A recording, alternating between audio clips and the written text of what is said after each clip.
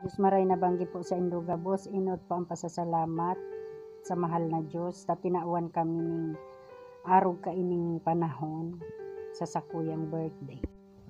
Salamat po ta nakaarabot kamo sa sakong kumplianyo. Gusto ko lang pong ihiras sa Indo ang sakong journey kang 2020. Dakulaon kong maray ang naglaog ng problema sa samuyang pamilya kang 2020. Pandemic na gayo po yan. Ini pong mga picture na ini, si Mayo pa kong mga pigi-isip na problema, kaugmahan lang na permi sa sakuyang buhay. Nagpapasalamat ako sa mga aki kang tugang kong si Manny Arthur, ta nailibre akong paburakay, kaya nakaburakay kami. Bago ako na-diagnose, nag-decider po akong magpa-check up, maski pandemic kayan, para dai ako magparaisip kung ano ang natitrace ko sa sakuyang breast.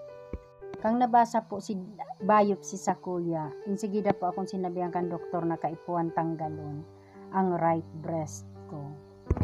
Kaya salamat sa sakuyang pamilya. Tada ininda ako pinapabayaan. Sinda po ang sakuyang kusog.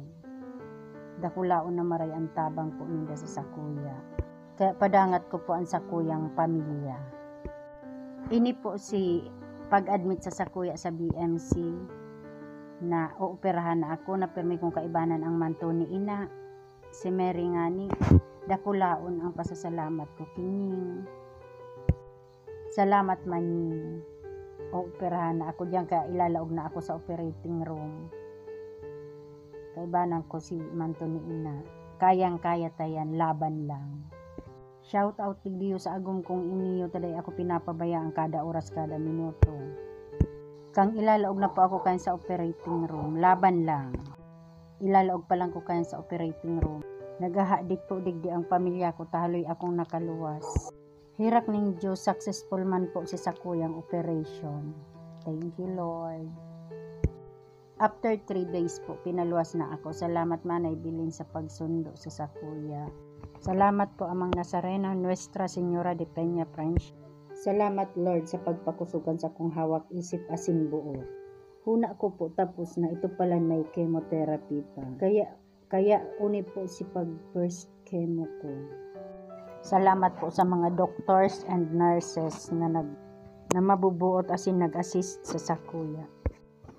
Ini po ang buho ko kang first chemo ko. Pigbulugan na ako diyan, tagaro nag-absorb na si bulong sa payo ko, kaya makulog na sa payo. Ang may buho. Second cycle. Iyo po ni ang pang-chemotherapy. Iyo po niyo ang ipiglalaog sa sakong hawak. Tapos iyo na ni ang resulta, naguhulog na ang sakong buho. Kaya nagpakalbo na ako sa sakuyang agum. Kang nakalbo na ako, mahayahay na sa pagmati. Maski po arog ako kainin glalaog manggiraray ko sa trabaho ko. Tapos nagka-problema naman taan sa akong aki na trace na may cyst o operahan man habang kinikimo ako. Inooperahan man siya. Nagbabalik ako sa trabaho after chemo. Salamat sa sakuyang agum, taday man talaga nagsasawang pag-iba sa sakuya. Digdi po nakalbo na ako. Nag-absorb na kaya si mga bulong na chemotherapy sa sakuyang hawak. Kaya nakalbo na ako, makiniso na dyan sa kong payo. After chemo, plastado. Salamat sa mga nurse at doctors. Salamat taday mo ako pinapabayaan. Pirmi kang nasa likod ko. Hindi po. New Year po yan, nagpurbar akong mag-wig. Pero mainiton pa lang, kaya habo ko nang mag-wig. Okay lang akong arog kainit, mapres ko sa pagmati. Hayahay, relax. Nakakakarigos kada oras. Salamat sa sakong pamilya, dai po ako nag-i-stress. Naka-mindset yan sa kuya na enjoy lang ang buhay. Supportive ang baby kong iyan. Ini po ang pang-aral daw na pagpila ko sa BMC. Sa pag-graduation, 33 days. Tapos uni na po ang buhok ko. Nagtambo ng primero pero naguhurulog pa yan. Pero laban lang. Mas pinili ko pa pong mag-arog kayan maglaag sa buhok. Bakong mainit.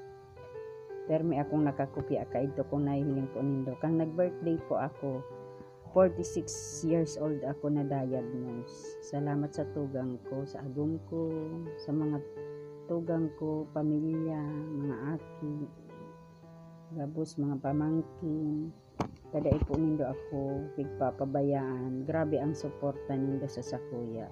Love na love ko kamo. Iniyo po nagso-survey po ako ka iniyo. Maski po ako pigkikim. Pag may schedule lang po ako napundo pag survey. Nagtatrabaho man po girari kita para lingaw ako kan sakuyang hilang. Ini po radiation na naman ni. Magayunan po ako dyan. Ini po si pag 25 years ming nag-silver po kami kaya nag-renew of vows po kami sa Concepcion Parish. Happy anniversary. Iyo po ni asa kong journey kan sa kong buhay.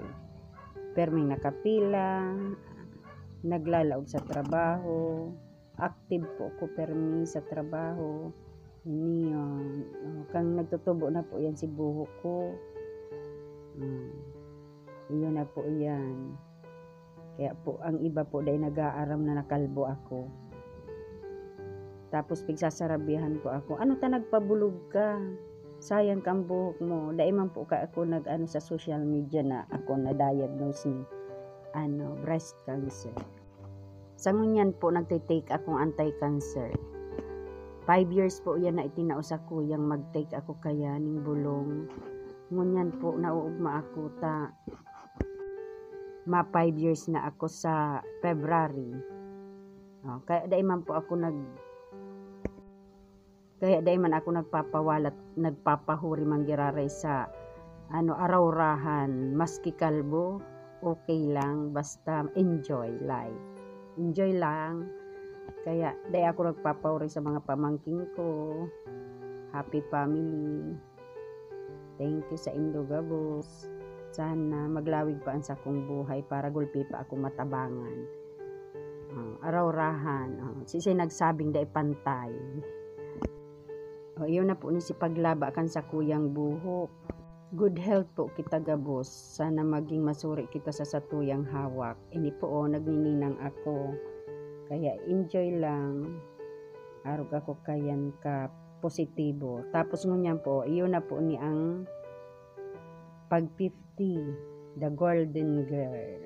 Salamat pong maray sa pagdangog kan sa kuyang journey.